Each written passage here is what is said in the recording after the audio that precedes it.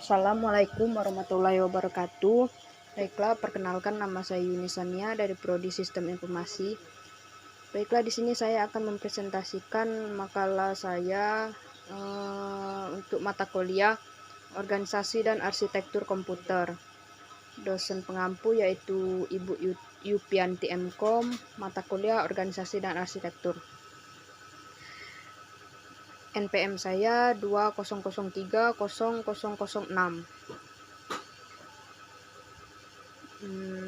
Yang pertama, kata pengantar. Segala puji dan syukur pada Tuhan Yang Maha Esa yang telah melimpahkan rahmat-Nya dan sholawat serta beriring salam kepada Nabi SAW yang telah membawa kita dari alam kegelapan menuju alam yang terang menerang seperti yang kita rasakan pada saat ini. Penulisan makalah ini bertujuan untuk memenuhi tugas yang diberikan oleh Ibu dosen jurusan Sistem Informasi di Universitas Diasin Bengkulu. Saya menyadari bahwa banyak kekurangan jauh dari kata sempurna karena keterbatasan ilmu dan pengalaman dalam penulisan makalah ini. Maka dari itu, kritik dan saran dari pembaca sangat saya harapkan agar terciptanya makalah yang lebih di masa mendatang. Semoga makalah saya ini dapat bermanfaat untuk pihak-pihak yang memerlukan. Bab 1, pendahuluan. Latar belakang masalah.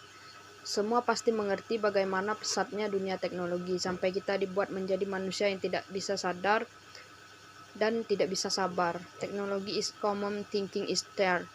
Teknologi yang serba cepat harus dibarengi dengan pemikiran manusia yang seharusnya juga maju, bahkan sebaliknya. Dengan adanya kemajuan teknologi, khususnya bidang teknologi informatika, kita harus mengerti, memahami apa itu teknologi yang perkembangannya sangat cepat ini.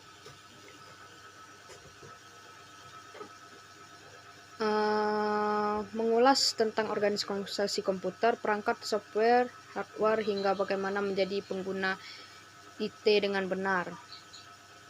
Rumusan masalah yaitu yang pertama, apa itu organisasi komputer, bagaimana evolusi komputer dari dulu sampai sekarang, seperti apa itu struktur dari CPU, seberapa banyak jenis dan kegunaan atau fungsi dari memori yang ada dalam sebuah komputer. C. Tujuan pembahasan. 1. Mendeskripsikan apa itu organisasi komputer. 2. Mendeskripsikan evolusi dalam komputer. 3. Mendeskripsikan struktur yang ada dalam CPU. 4.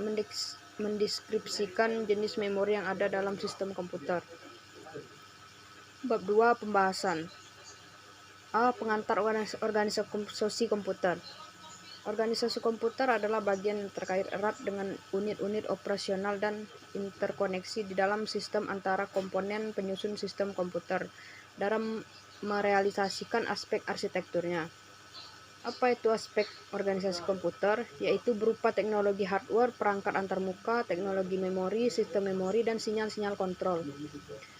Adapun perbedaan antara organisasi komputer dengan arsitektur komputer. Organisasi komputer dapat divisualisasikan spesifikasinya sebagai prosesor. Sedangkan arsitektur komputer adalah perangkatnya atau pirantinya dalam sebuah komputer, prosesor, RAM, HDD, VGA.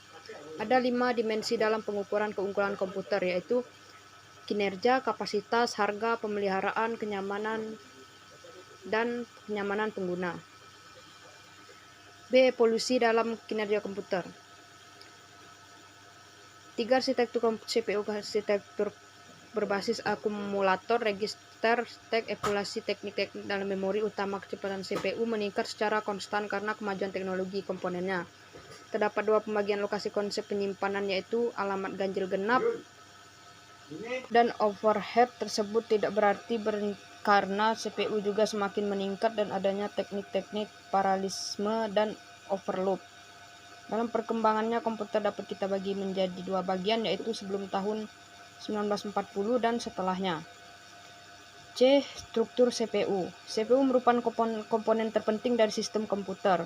CPU sendiri terdiri dari 2 bagian utama, yaitu unit kendali CPU atau Control Processing Unit. Dapat dikatakan juga otak dari komputer itu sendiri. Sebuah komputer paling canggih sekalipun tidak akan berarti tanpa adanya CPU yang terpasang di dalamnya.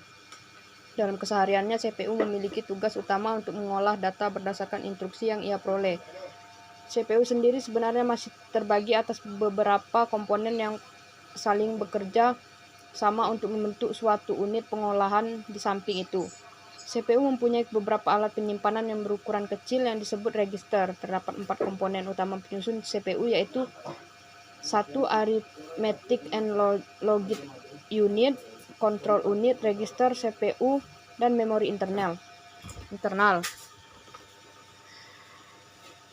RAM akan menyimpan histori atau riwayat agar kita dapat memperoleh data dengan cepat, efisien proses data. Tetapi sekarang setelah muncul generasi berikutnya, maka sekarang diberi nama RAM DDR. Ini berubah menjadi RAM DDR1. RAM DDR1 lahir pada era komputer penting sekitar tahun 2000. RAM DDR1 memiliki transfer rate antara 2000 sampai 400 MTS dengan kecepatan clock sebesar 100 sampai 200 MHz. Dengan DDR1 adalah letak notch-nya yang digeser agar ke pinggir. RAM DDR2 memiliki transfer rate antara 400 sampai 1066 MT dengan kecepatan clock 2000 sampai 533 MHz. Flash memory device, perangkat penyimpanan dengan desain ringan dan kecil, fleksibel, mudah dibawa kemana-mana. Perangkat ini dioperasikan dengan daya yang disediakan dari port USB komputer. Memori cache. Cache memori terletak antara register dan RAM, sehingga pemrosesan data tidak langsung mengacu ke memori utama. Fungsi cache memori adalah penyimpan data yang pernah diakses pada cache, hingga apabila ada data yang ingin diakses pemrosesan data yang sama, maka mengakses data dapat diproses lebih cepat. Memori eksternal. Memori yang merupakan bagian dari komputer yang berfungsi sebagai tempat penyimpanan informasi yang harus diatur dan dijaga sebaik-baiknya. Memori biasanya disebut juga dengan istilah komputer stack, komputer memori, atau memori. Merupakan piranti komputer yang digunakan sebagai media penyimpan data dan informasi saat menggunakan komputer. Memori merupakan bagian yang penting dalam komputer modern dan letaknya di dalam CPU atau Central Processing Unit. Memori eksternal adalah memori yang tidak berhubung langsung dengan motherboard. Disebut eksternal karena biasanya letaknya tidak terhubung langsung dengan motherboard, bahkan ada yang di luar casing. Eksternal memori selain memiliki sifat penyimpanan yang permanen, biasanya juga memiliki kapasitas penyimpanan yang sangat besar.